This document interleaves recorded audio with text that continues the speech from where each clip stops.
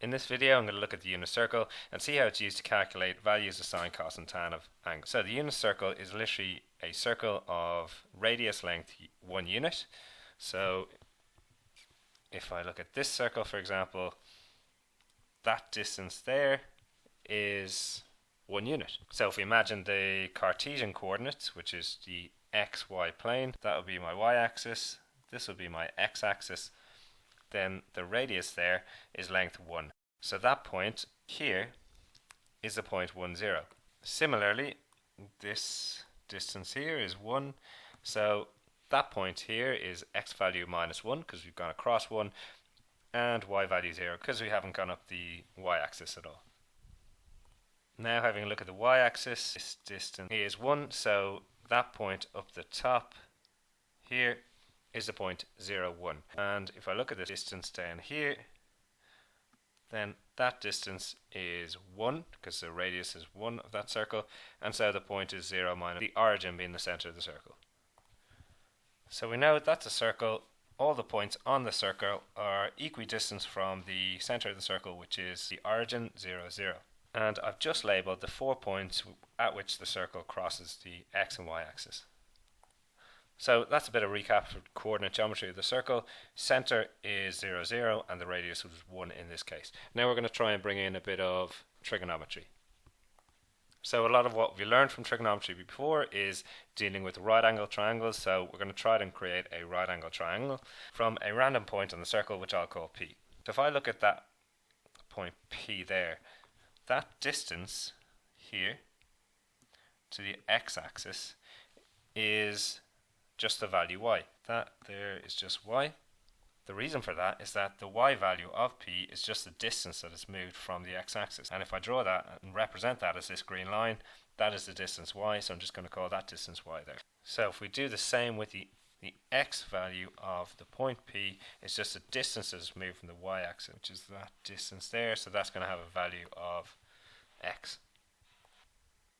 So hopefully you can see that that triangle in the circle is a right angle triangle. So we're going to use a bit of trigonometry to work out what the values of x and y actually mean. We know they represent a distance from the origin, but now we're going to use the angles in the triangle to give them another name. So we just call that angle theta. We know that because it's a right angle triangle, the cos of theta is equal to the adjacent side, which is x, over the hypotenuse, which is here, which is just 1. So cos of theta is equal to x over 1, which is just x. Also, sine of theta is equal to y over 1, because it's opposite over hypotenuse, which is just y. So using that information that x is cos of theta and y is sine of theta, I can relabel my point P. Instead of writing x, I can just write cos theta. Instead of writing y, I'll just write sine of theta. These are known as polar coordinates, where theta is just the angle from the positive sense of the x-axis. So we've relabeled our point P. So we know that this circle has a radius of 1. We know that the points can be written in Cartesian form, which is just an x and a y value. And we know now, using sine and cos and right angle triangles, that that x and y on the circle can also be represented by cos of some angle and sine of some angle. And those angles represent the angle formed when a line is drawn from the positive sense of the x-axis. So there. So let's have a look at some of those points where it touches the axis and see, can we give them polar coordinates as well as Cartesian coordinates. We know when we're on the x-axis, x value of 1 represents an angle of 0 degrees from the positive sense of the x-axis. So that means that this point here can also be represented by cos 0 degrees. Also sine 0 degrees. This point up here represents that entire angle from the positive sense of the x-axis in green, which is 90 degrees. So the x value of 0 is a cos of 90 degrees. So cos of 90 degrees is equal to 0. Also then, the y value at that point is 1, so 1 is equal to sine of 90 degrees. If we continue all the way around, and we now bring that angle from here all the way through, that total angle there, represented in green and blue, is 180 degrees. Gives me an x value of -1 and a y value of 0, so that's sine. And then if I continue this all the way through, this is going to be 270 degrees from the positive sense of the x-axis. So that's the green, the blue and the purple. All together gives me 270 degrees. Therefore, this value here can be represented as cos 270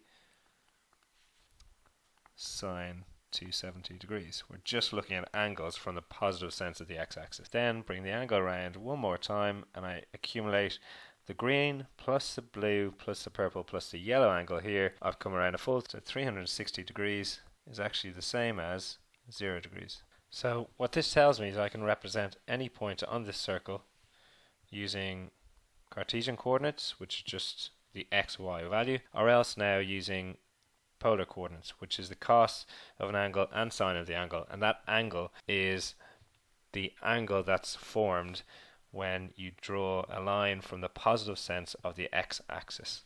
For example, if I now draw a line to this point here, that angle would be this entire angle here from the positive sense of the x-axis. So that could be, for example, cos 330 sine 330, if that angle in green represented 330 degrees. So the next thing I want to bring you through is the fact that what are the values of x and y as you move through different quadrants in the circle. So this quadrant here from 0 to 90 degrees is known as quadrant 1. This is known as quadrant 2, that's from 90 degrees to 180. This is known as quadrant 3, and this is known as quadrant 4. All values of x and y are positive in quadrant 1, therefore all values of sine, cos and tan of any angle are positive in quadrant 1.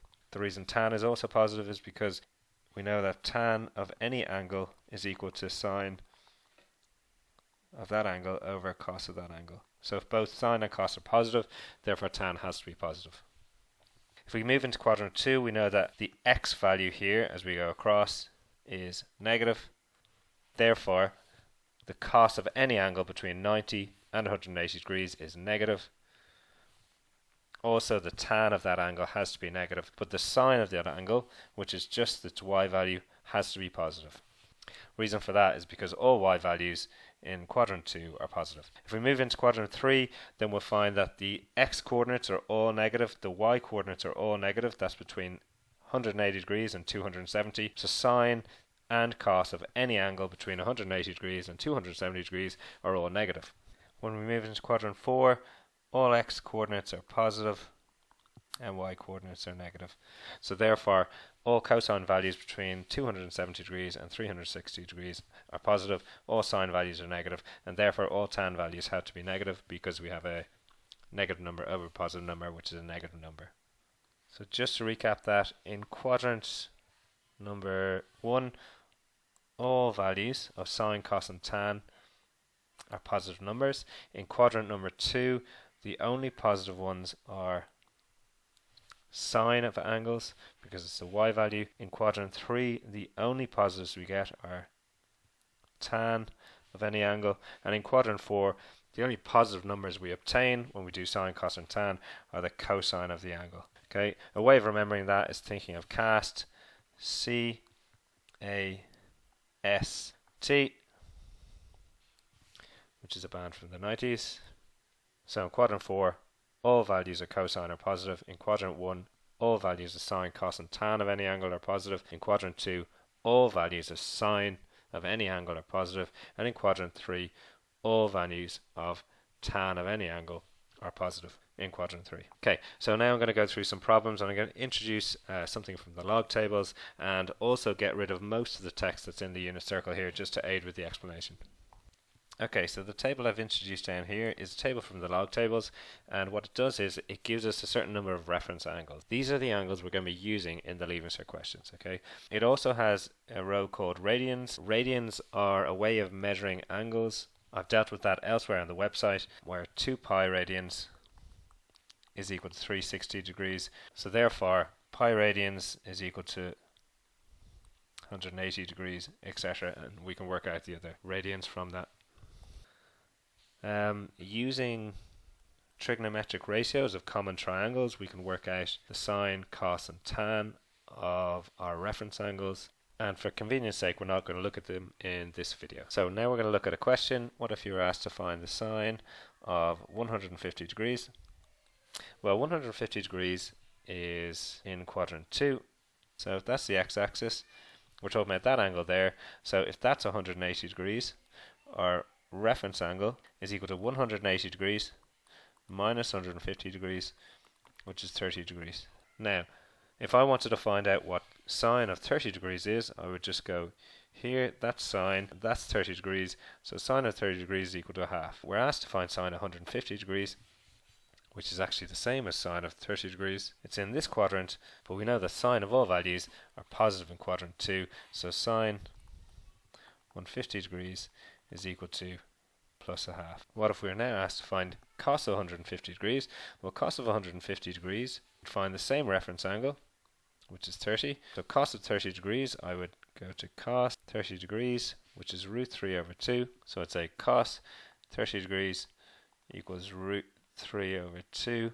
But considering we're looking for cos of 150 degrees now, well, cosine is negative in the quadrant 2. The only values that are positive are sine values, so therefore the answer for cos of 30 degrees is minus root 3 over 2 because it's in quadrant 2. One of the important things for the unit circle is knowing that it repeats itself every 360 degrees. Okay, so we're now going to look at the general form for polar coordinates. If it repeats itself 360 degrees, well then any point could be represented by cos theta plus n times 360 degrees and sine theta plus n times 360 degrees. And in the next video I'm going to look at how to use that in more detail.